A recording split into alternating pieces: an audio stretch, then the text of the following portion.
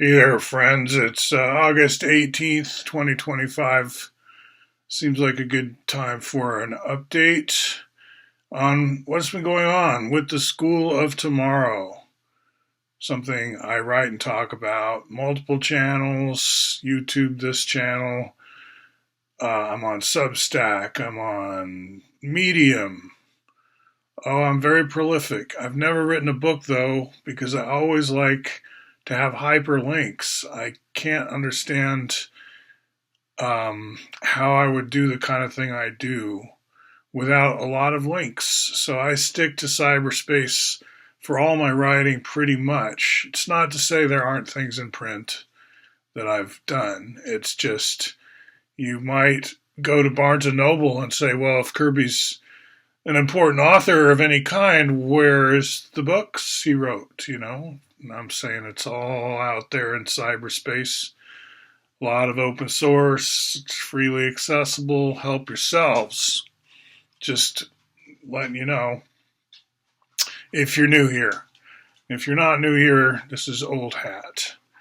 So what's been up? Well, we've had these interesting geopolitics with stuff happening in Alaska. And in a lazy summer in a normal kind of world, this sort of meeting in Alaska would have been an occasion to have these sort of languid, Ken Burns, James Michener style documentaries on news, right? On TV. I wouldn't necessarily call it news, or I might just serious TV, right? About adult topics, not just like whose butt's bigger kind of thing.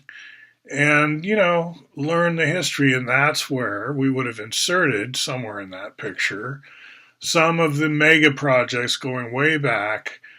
Well, I mean, to the 1800s, where a lot of my stories start anyway, where we're looking at a train tunnel under the Bering Strait.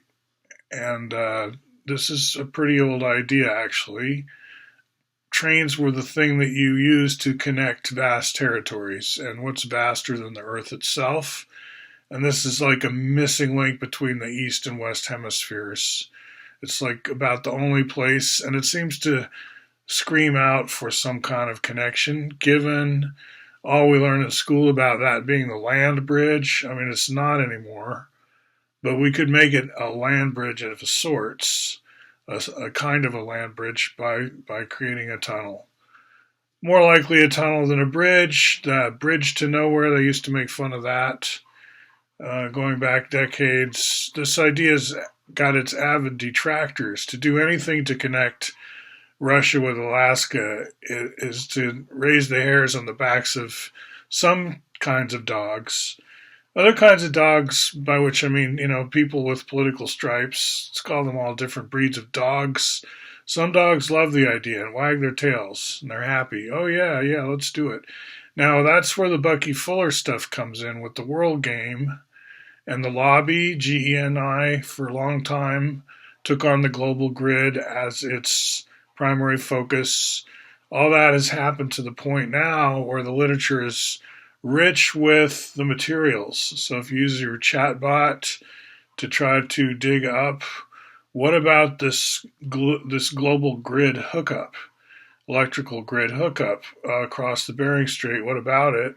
You'll get a lot of stuff. It's not news now in terms of what's in the archives. It may be news to a lot of Gen Zers and stuff because your schooling did not include America's most important futurist or his plans or World Game or any of that. You grew up in total darkness about that. Well, it could be, or you kind of know, or you know well. So that was an interesting thing. I said to my viewers, people looking over my shoulder, let's watch cable news not touch on this global grid idea, let alone the trains idea.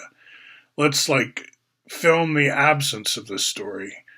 And then let's mock these newscasters behind their backs for being so perfunctory and superficial, so frantic, so one day to the next, so not into historical depth, not into big picture. And I did find one channel that absolutely did rise to the occasion, not that surprising in retrospect, and that's the Lyndon LaRouche channel. Of course, he's passed away. You know about the Schiller Institute. Are you familiar? I ask my viewers. And yes, controversial guy, ran for president much, had some Quaker background, but that's, so did Richard Nixon, so did Smedley Butler, Herbert Hoover. So Quakerism's a theme, so it's not that surprising that I, a Quaker, have spent a good amount of time studying the LaRouche movement. I don't count myself as a member of it, but I'm aware of a long contrail. And they're really into trains, and in a kind of a mega project sense.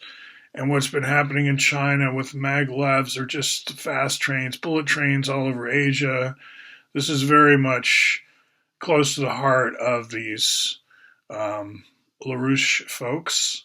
So they have a video all about the train under the Bering Strait thing, a recent one, timed to come out with the summit between the Kremlin and the White House. That's the only such timely video, newly produced, that I came across. You can find old videos about the global grid. You can find Chinese companies into the idea. A lot of people grew up reading Bucky, including in China, and just kind of assumed that's where we were heading. They had no idea we'd have this retro dino backlash and this strong attempt to drag us back into some world that these people could understand, right? This sort of ethnicities got together that don't understand a world where we're not at each other's throats. It just doesn't make sense to them. And they're trying really hard to drag us back into their kind of dino world. Let's call it the 1900s. And we don't want to go back.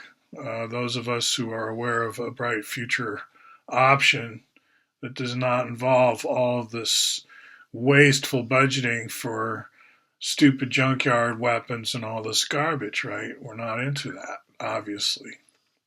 Okay, so I shared all this with the WILPF ladies, Women's International for League and Peace and Freedom. I was like, hey, watch the news not cover this. And we all kind of did, and we've been mocking them. And lots of talk and chatter in that vein. And then another big development I'll get into just as I wind up here is the quadrays, the quadray coordinate system. Quad Math has come out now as a paper, which I had some input into, but it's not. I didn't co-author it. It's just in another register, you could say, more accessible to a different audience, more academic in flavor.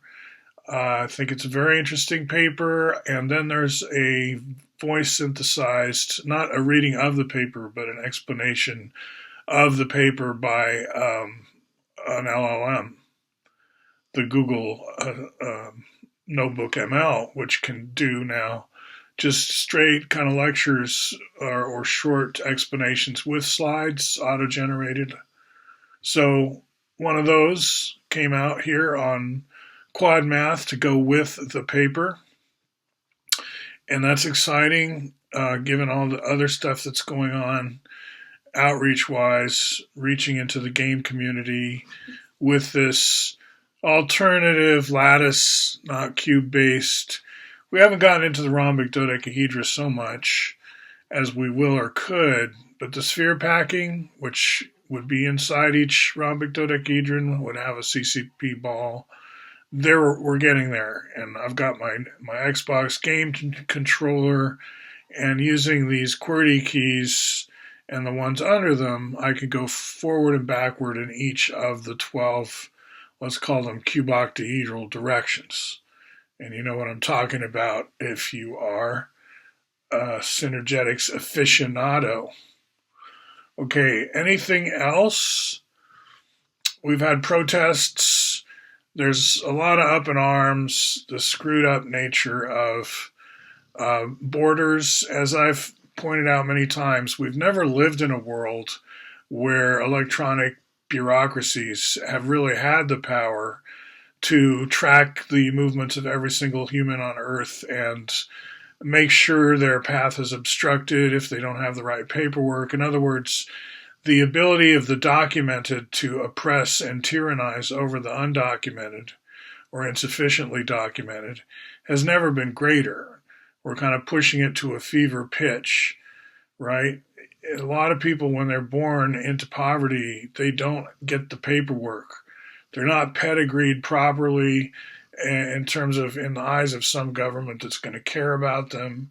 They're not going to get a passport. They're going to have, by default, no right to go anywhere. Just by default, they fall through the cracks.